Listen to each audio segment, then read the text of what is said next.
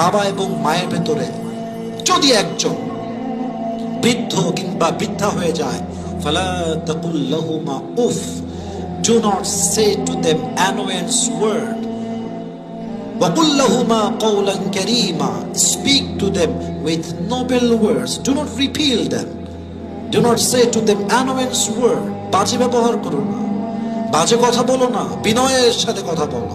وَخْفِضْ لَهُمَا جَنَاحَ الذُّلِّ مِنَ الرَّحْمَةِ, and lower the wing of humility in front of your parents.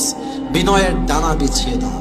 আর যখন তারা মারা যায় বলো, রব্বিরহামহুমা কামা রাব্বায়ানি সগীরা, ও আল্লাহ, have mercy upon them as they brought up me when I was small. Allah, তুমি আমার বাবা এবং মাকে তেমন ভাবে রহমত করো, তেমন ভাবে মা করো, যখন আমি ছোট্ট নবজাতক শিশু ছিলাম তখন সে আমাকে যেমন করে ভালোবেসেছে, মায়া করেছে।